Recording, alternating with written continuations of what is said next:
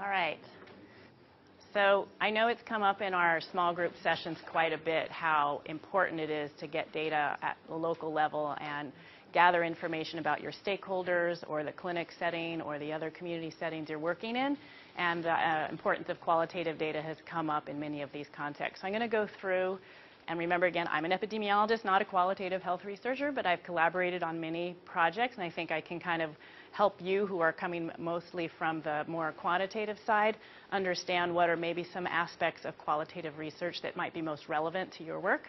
And I'm going to keep looking over at our social scientists to jump in and give comments in areas that they think they want to add stuff to. So I really welcome that kind of feedback. But I'm going to talk a little bit about how to orient yourself around qualitative research methodologies and give some examples of things like focus groups and in-depth interviews and participant observation and sort of how you might think about whether or not these could fit into your work. Okay, so in the concept of qualitative research, unlike I would say in methods in epidemiology or biostatistics and many other disciplines, but where I'm familiar with, is that there is kind of a range of things that encompass epidemiologic analysis methods. Whereas that's not true for qualitative methods. There are many different disciplines that contribute to this, and there's not one unified orientation towards the methods.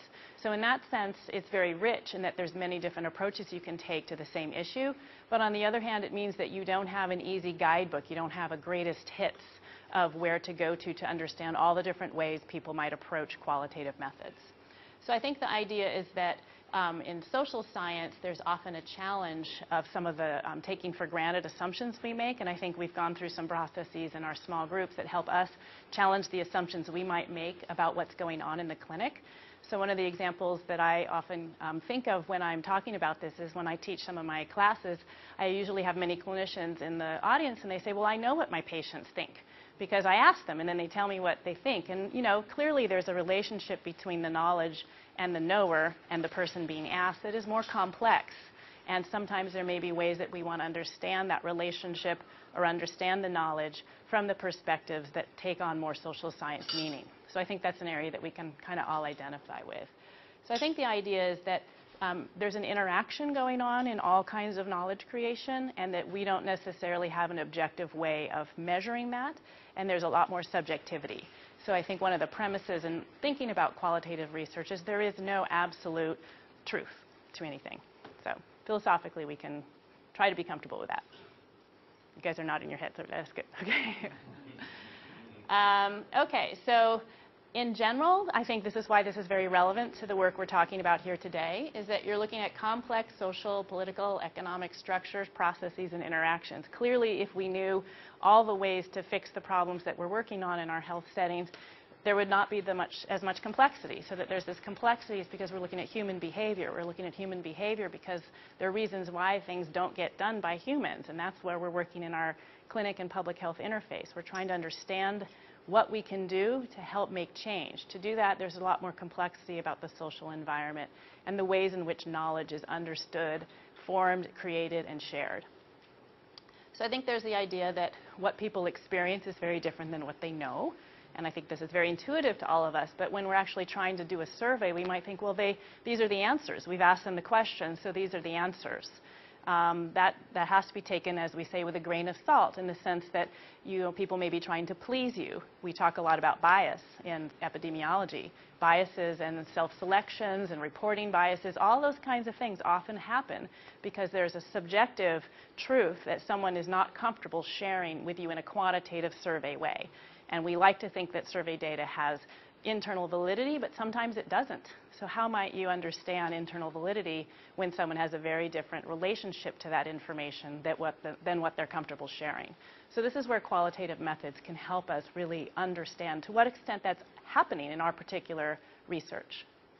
So I think the idea as well, we've talked a fair bit about local meaning. What does it mean to be a person coming to a clinic in a particular setting? What does it mean? How is that different than another setting? This can help us really tailor work we do in the intervention development process.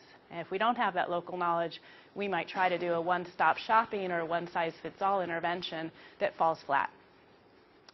I think we've talked a lot in terms of the HIV and TB issues around things like stigma. So issues that are very uncomfortable for people to share will come up in qualitative methods a little more easily. So this is a cartoon to sort of indicate that in the world of qualitative research, so this person's never getting to the truth, right? They're on a rotating, device, because in qualitative research there is no absolute truth. There is no one truth. There is no one way that an answer is the answer, the only answer. So we have to be comfortable with that. Okay, so when would you use qualitative research? I think we've kind of gotten a little bit of like, what would we do in this situation to understand the barriers? How would we know what the motivational issues are when we're talking about the COMBI model? These are things that can be known from different positions. Some of us know those things as experienced practitioners, but there's other forms of knowledge that we may not have, the experience of the coaches that and counselors that we've not talked with, in this kind of way, or there's the participant that are patients that don't share their disappointments with counseling because they're just very grateful to be part of the treatment plan. So there's a lot of things here that we don't necessarily have a way to understand perspectives. And then I think as well this issue about meaning.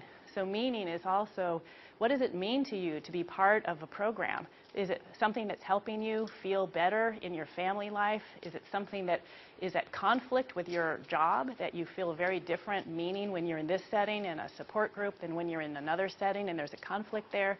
So these ways in which you can have different perspectives as kind of in a more opinion way, as well as how meaning is part of how you are living your life. And I think these are very important differences that we often don't know for how people are interacting with our systems of care. And I think the idea is you often want to get more information about the process. If you're really trying to think about how to improve counseling and tailoring counseling for adolescents, you want to know what actually goes on. You want to get into the process, like what are they doing? What's an individual counselor doing? What does a counselor with 20 years experience do that's different than a counselor who just went to a 2-week training? How can we understand like what gaps there might be in that counseling process? We can interview counselors, but wouldn't it be great if we could actually dig into those processes and really understand at each step of a diagnostic process or a counseling session, what is the process and how do people relate? What do they think is valuable in that process? Are there steps that don't have meaning and value for counselors that we can then try to understand how to create more meaning and value to that step so that they do it in a more adherent way to the guideline? So in general, there's not a tremendous amount of hypothesis testing as we're more familiar with in quantitative research. There can be sort of general hypothesis. By exploring these topics, I will better understand what the barriers are. I mean, it's not exactly a hypothesis. I mean, better understanding is an outcome. Is, in anything we do, we hope we have better understanding. But it's a little bit more open-ended. You're trying to think a little bit about what it is you're exploring. I think we've talked a lot about that in the COMBI and behavioral diagnosis work. You involve participants and usually have a site. So those things are at least familiar to us. So usually begin with how or what. How do women in Kampala understand and experience HIV-related stigma? And you might also say, compared with women in a rural outlying area. Are there, so often there's comparisons implied by the way you set up your participant sampling. But you may just start at one point. I just want to understand the phenomena right here in my clinic, and I'm not doing a comparison. But comparisons come in quite often. What are the barriers to BedNet use among residents of a particular community? So this is very, I think, obviously linked to the kind of COMBI work that we were doing about behavioral diagnosis and understanding determinants. Is there a social barrier here? Is it not the common practice to use BedNets? Is there other issues going on with motivation? I have to set it up all the time. I have to compete with other activities I have to do in the evening. There are many things that you can understand here that are part of a narrative, not part of a survey. But I think you can also see you can structure a survey to have questions on this topic, at least the second one, I think, and also have complementary qualitative work. So it doesn't have to be mutually exclusive. But I think you would agree that the first question, how do women understand and experience stigma, is probably not a survey question item, as much as the second one might be. Any comments so far?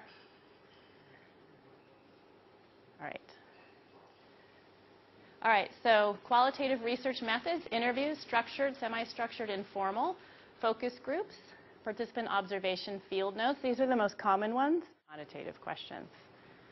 Yeah, I think that one of the first times I encountered any kind of qualitative data was in a survey, and I was asked to code all the open-ended questions, and it was for barriers to condom use amongst injection drug users. And so I had, I went through large numbers of open-ended questions, and I was trying to collapse them into categories. And then I met with a social scientist who actually talked to me a little bit more about looking at themes and the idea that there might be larger ways of thinking about the patterns besides just what I was thinking of as kind of codes at a more quantitative level. So it was the very first exposure I had to maybe changing the way I looked at something with some interesting data. But it was a survey, like you're saying, with a little bit more on the why behind some of the questions. So that can often be embedded without a huge amount of time into an existing survey. I often recommend that to people. Just include 1 or 2 open-ended questions. Just see what you get, see what people say. And then there's also other forms, archival analysis. You can look at documents. You could look at transcripts from meetings. You can look at all kinds of things, videos. We've had some really interesting work where people have looked at doctor-patient encounters at the time that they've introduced computers in the rooms where the clinicians are often sitting to the computer and typing and then turning back to the patient and going back. And so we've done some videos of that and documented things around how the social interaction of the clinician is changed when that computer is there. And so it's been really interesting work looking at video analysis of encounters. So that's something in some of your counseling interests. You could potentially video different encounters in different settings and have a group then look through them and identify different strategies you like or don't like in the patterns there. And then obviously looking also at photographs and things like that. So photo voice is a method that people might use to collect data to understand, I don't want you to just sit here and describe to me the barriers you see in your community that you feel are creating more stigma or you feel that are creating limited opportunities for you to perhaps exercise or things that are definitely linked to the social as well as physical environment. You have people go out and take pictures. And then they come back and discuss those. And it can be a point of helping people articulate what they don't feel comfortable putting into words. So this can be a nice way to collect data, which I'll get to. So this is just another kind of methodology. So we talked a little bit about structured, semi-structured, and then informal. So informal is much more, I think, requires a little bit more practice and skill. You have certain things you want to cover in an open-ended interview. Maybe you have a few notes, but you don't let the conversation, you don't say, okay, that's it, move on to the next topic. You try not to do it that way. I think this is extremely hard for people who have the traditional role of leading an interview or of leading a conversation like in clinical practice. So to observe people doing this skill, if you ever think this is something you want to learn, is really important because it's extremely difficult to not have your list or your agenda and you position yourself too much in the interview. As you're saying, you assume this person has a lot to tell you and you have a lot to learn from them and you show them that respect and you let them do the talking. But you're still holding in your head, I really want to hear more what she says about counseling, in that clinic. And yeah, she's telling me a story over here, but I kind of want to know some of this. So there's a really important balance that I think is challenging to come up with, especially when we have a different background and training. In reality, semi-structured often will have a series of very important personal information you collect. So on a scale of 1 to 5, how confident are you using condoms? On a scale of 2 to 3, how frequently do you use them? So in the example where I was coding reasons why people didn't use condoms, they had a lot of questions about how often they use condoms, what kind of condom did they use, where did they get their condoms, and that was all quantitative. Then we came to the question, really only 1 or 2 questions that were really getting at this why. So that was really much more of a traditional semi-structured interview where the predominant theme, usually I think in most of the health research that is likely to be things that you're encountering here, is going to be quantitative, and then you're complementing that with qualitative. Now I think if this was a room for social scientists, they might approach this very differently and say we're going to have a very long open-ended conversation in this focus group, and at the end of the focus group I'm going to collect a few very succinct questions about their most recent practice around contraceptive use, because I want a little bit of quantitative data, but mostly I want to hear you talk about barriers to contraceptive use, but at the end I'll say, what's the method you used the last time?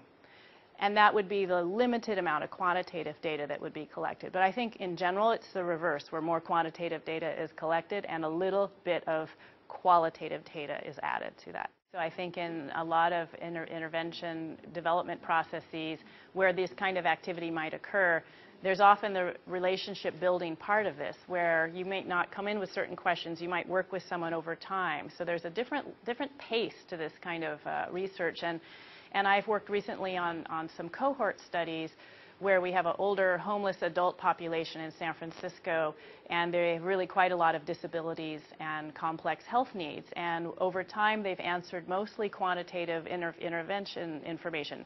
How often have you been in the hospital? You know, these kind of quantitative things. Well, now we're doing in-depth interviews with individuals.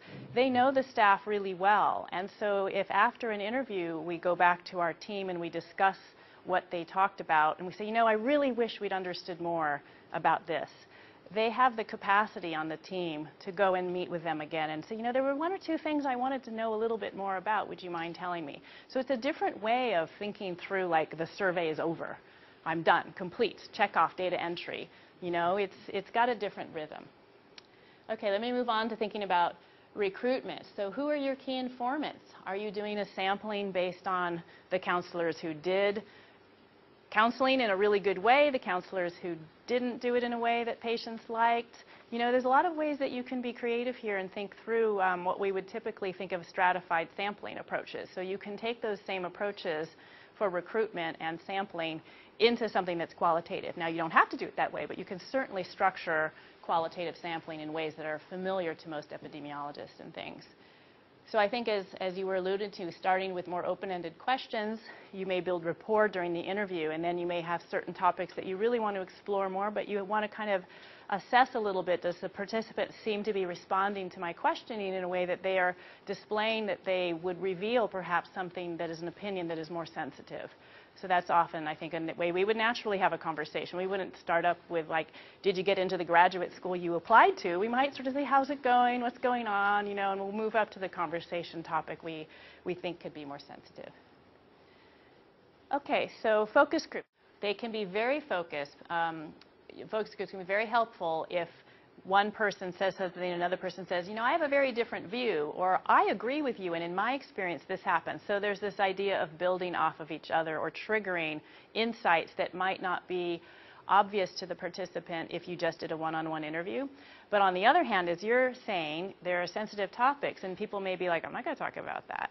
So I think the idea, I had a focus group process recently where we had women were talking about a variety of barriers to staying on track after they had babies with trying to eat healthy and exercise and things like that.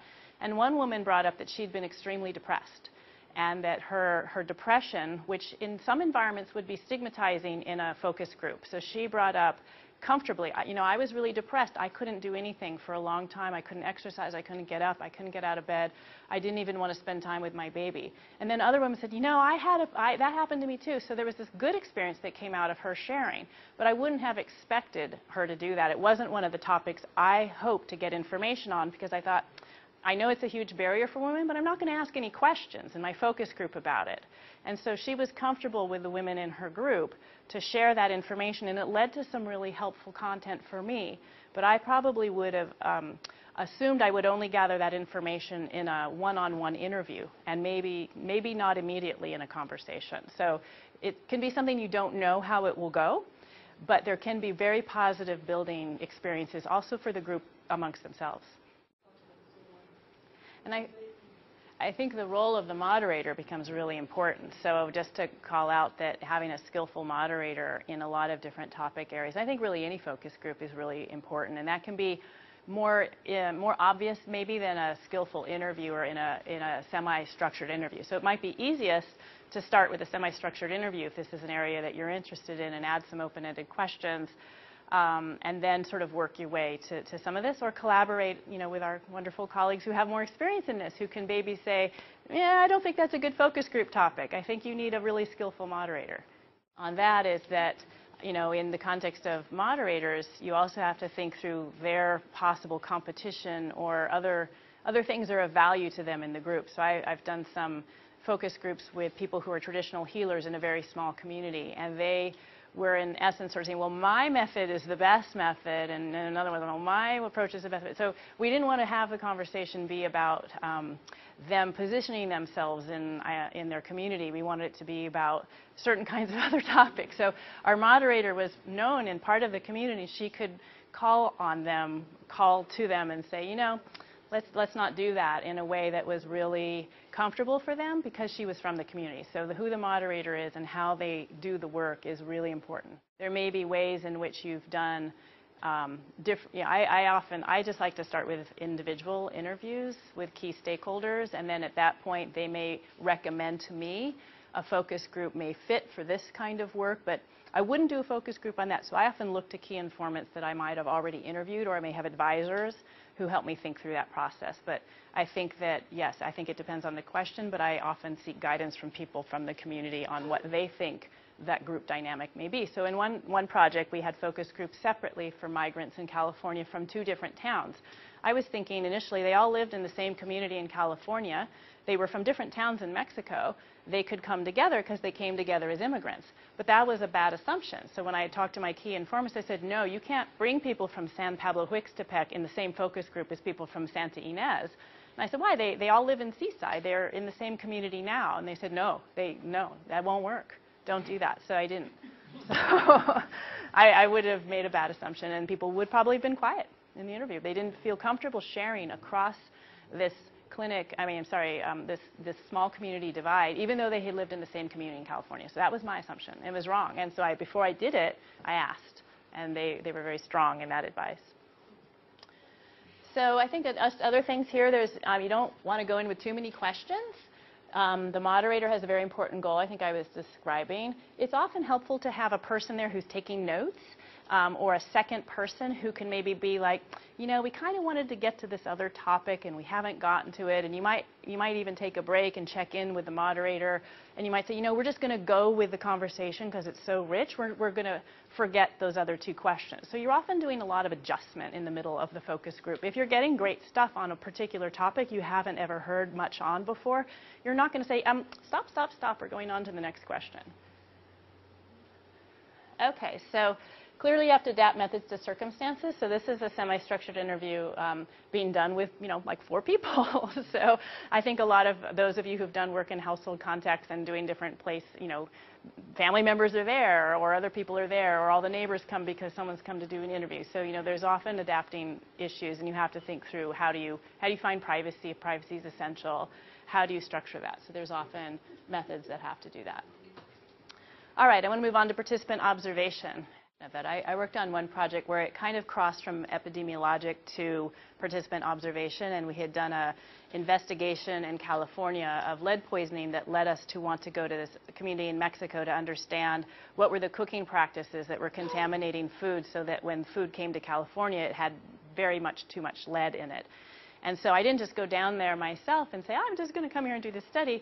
I worked with families in California whose families back home were very active in sending them foods. And so they agreed to, as a case cluster, I saw it as a case cluster design. I had cases in California, and the cluster was back home in Mexico. But when we went to Mexico, my role was very small. So I had the communities that were affected have their own family members and stakeholders shop with people in the market, like you're describing, following mother's food preparation practice. Where did people gather food? How did they prepare their food? What did it look like? And we collected samples of the food to test it. So I was doing my quantitative analysis, but at the same time the methodology was much more of a key informant from the community, doing a sampling and a from within the community understanding of food practices. So it was over a long period of time we did that. So it's come up in some of our small groups that it would be great to have someone go to the clinic and just observe certain kinds of practices. And that would not be participant observation, though. So to make that point really clearly, it's a very distinct engagement process. Participant observation is that you become embedded in the community. And that's a very hard thing to do in most of the work we do. So this is not a methodology most of us are probably going to do. The idea here is that what people say and do are often very different, as you're pointing out, that very good example. But it can help you understand things, I think, about practices that are ongoing in a community. So you can imagine if you're developing a long-term program that you could identify stakeholders in the community who you could engage with to have this role. And they can keep a handle, in some ways, on what some of the practice viewpoints are in the community. So that's something that you can, I don't think you can add it to an existing study very easily, but I think as a planning process around what are community views, are we being respectful of things that are being thought in the community that are not reflected in our practice? It's a good programmatic approach, I think, to be aware of and to think of ways that you can involve community stakeholders or advisors or expert opinions in your community to help you have this role. All right. So I think for any of these, what you want to do is, as I think our colleagues have said, you don't want to make assumptions about what's going on or what someone's opinion is or perspective. You don't want to lead with, well, I assume this is a very stressful time for you since you just received this diagnosis. You don't do that. You don't lead with your knowledge or your assumptions. This is a very difficult thing for, I think, interviewers who have other experiences to do, is to take yourself out of that interaction. So you don't ask questions like, why is your opinion not in line with a guideline? You say, could you clarify a little bit more, explain to me a little bit more about how this is for you when you try to do this test? So, this is a thing where you have to kind of take words out of your question. Often it might be word in my head like, why are you not doing what they say to do in the guideline? But you want to say, explain to me a little bit more about how you approach this test. Or maybe the last time you had difficulty approaching this test, maybe explain to me a little bit more about what was going on. So it's a different approach. They're the expert, not you, and listening. Okay, so those are, in all of these, really important methods. Okay, so I think we were getting on this a little bit. I think you're bringing up this idea, should you be an insider or an outsider? And I think there is not an answer to this, but I think it's important for you to think through with your research team and your collaborators. Is it more useful for you to hire a key informant in the clinic to engage with, or do you bring in a person who maybe is a staff in another clinic who has a knowledge base very similar to the clinic you're in? Would that in some way be a better strategy? So I think those are open discussions, and there may be rationales for either, but it's worth thinking through. This kind of who does the work is very important. And then thinking through, how do you record information? Do you take field notes? I find the projects I work on in this area in San Francisco, people often video record, which is very disturbing for some settings, but in some groups they've worked with cohort over a long time. And they may say, I'd rather not do that today. This is a topic I don't want to do. So there's ways in which participants can be empowered to change that dynamic. I'd rather you stop, or we'll stop the interview here in terms of what's recorded, and maybe we'll just share a little bit more. And then you have notes. So there's a lot of, I think, balance there. And then can anyone do qualitative research? Okay, so a little bit about analysis. As I was saying, there's many forms of data you can put into that. So you want to understand meaning from the perspective of the participants. There's often you're trying to understand this in the larger context of a study. So either you're preparing an intervention, or often I've used qualitative interviews to evaluate maybe doers and non-doers. So if we had very high uptake from some participants in a program, we want to do in-depth interviews with them, and we want to do in-depth interviews with people who had very low uptake to the intervention. So that's a typical way in which survey data may be complemented, survey data that identifies that they didn't engage in the intervention, or some of the barriers that may be easier to say, my time commitments were this, that, and the other thing, but what does it really look like from their perspective? So that's a way that that I've done that, where you're actually trying to understand what did it mean to be, engaged in this intervention or not engaged. So it's a different approach, looking at patterns. So one thing that that maybe I think getting at the way field notes can be very important is you can, even if you do an audio or other form of collection of data, right after you have the experience, you write a memo. This was a participant who was very comfortable and at ease. This was their demographic. My interview with them lasted this amount of time, and it took a while. So you're often making comments to yourself, but to share with others. And then you say, the main thing we talked about was this. This was the most important issue that came up in, like, for example, I've been doing this a lot recently with this homeless older adult study. After an interview, a memo is written, and that memo is then presented to the research team. And then some of us may take time to then read the entire transcript, which might be 40 pages long for a 2-hour interview. And then we go through that 40-page document and come up with ideas and themes. And then we add that to the data from the memo. So the memo is usually right after. And then analysis, as we all know, cannot be as soon as we hope it will be in a project, and it comes later. But that is more original data. So sometimes the memo really captures the way the interviewer saw the dynamic. So then there's the idea of coding. So I know Luke had given an example where they'd used a coding structure from Deduce, which is a qualitative data analysis program. The project I joined, that's what they're going to do, and I haven't done it before. We're just doing the first 30 interviews, and we're going to be doing up to 100. So we're taking maybe the first 20 and doing the analysis, coming up with codes, and then we're hoping we'll then move on to a program. So I'm curious to see. I haven't done it before, so I'm curious to see, but it's the same as you're recommending. Okay, so there's the idea that you can have a priori codes versus codes that come out of the data. And so do you think you'll have a priori codes if you were to do focus groups or in-depth interviews and analyze that based on the things we've been talking about in our behavioral work? Do you think you'll have some? Maybe? You think you'll also see things come, you'll be open to things coming at you that you may not have anticipated. So this is the part that can be more challenging for people who are hypothesis-based in their training, is that you think, you anticipate, and you may be confirmed, but you also may hear different things through the codes, and that's where it's good to have a team to keep only maybe a person who has a very certain way of looking at the issue that they've studied it in an epidemiologic study many ways, but they've never heard a participant perspective, to have that complementary social science training at the table to say, let's let these themes emerge and not just go with a category. So I think that is an important partnership to forge for analysis. I'm just going to give, I know we don't have too much time, so I think I'm keeping you from lunch. So I just have a couple more.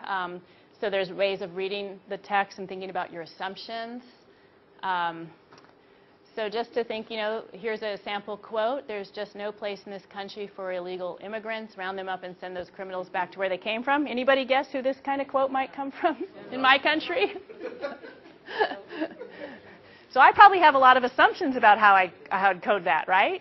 I don't have a good opinion of him. So right?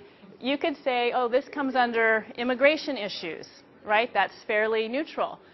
Xenophobia, this is a person who is unable to accept other people. Those are different ways you can code that. So it's a judgment, clearly, right? So that's the point.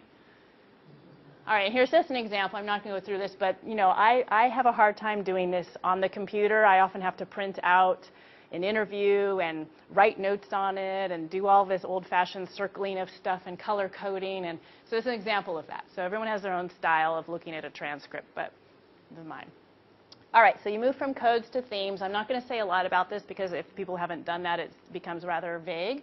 But the idea is that a code can be kind of a small piece of information, like immigration issues. And a theme may be, politicians have very negative views towards immigrants. Okay, so that could be a theme that's slightly more flavorful, if for want of a better word, than the code, which might just be immigration issues. Okay, so if I was analyzing, transcripts from the U.S. debates, I would come up with many things that were codes around security, but the idea of, immigrants are creating lack of security for us would be more of a theme. Okay, so we've said they take a lot of data and are time consuming. You guys are all not going to go off and start whipping them out, but I think the important point is that there's some strategies that are much more easy to embed in your process of your work than others, but to be aware of all the possibilities so that over time you can maybe think through which ones are most complementary to your programmatic work. So this is just a slide. I know you can't read all that's there, but when you're looking at them more, these are a lot of different terms that come up about strategies people might use. So some people have heard the term grounded theory before, which is a different approach than ethnography. So in different disciplines in social sciences, just as in different disciplines in medicine, there's different terminology for the way in which you position your theoretical analysis. So just as we talked about the 33 theories and such that came out of all the different social science disciplines that led to the Combi model, what I'm giving you is a very short description of qualitative methods. It's a little more across groups, but there's many different ways that people approach analysis that I'm not going to get into. So just finally, just to say a little bit about the idea of thinking about what you do in the analysis, is there internal validity? Are the participants saying things that are consistent with each other? Is the data kind of coherent that way? You may find that the coherent data from one set of focus groups in one clinic setting is completely different than another. So there's not necessarily an external validity confirmation in your work. You may find that those differences are important, and you may need to tailor because of those differences. So not to assume that just because you find differences in different groups that there's no validity to your work. It just be more focused on issues of internal validity and less on the idea that one-stop shopping or one-size-fits-all intervention will be useful. And I will just skip that. So let's just have a comment here about ethical issues. So there's voluntary participation, right? We want people to feel comfortable, know what they're getting into in the interview. The idea that people have confidentiality. They're not necessarily anonymous because of the narratives they tell you will be reflecting back on who they are. It's very critical to be open in how you are going to use their information. So are you going to quote people and put that in your paper? Are you going to take pictures of people if you're doing video work and put those into programs? You want to make very clear your assumptions about what you're going to do with your information and share that through your informed consent process. And of course, be sensitive to the vulnerable populations. Make sure they're very openly giving you consent. Okay, that's all I was going to cover for that, so I know we're moving on.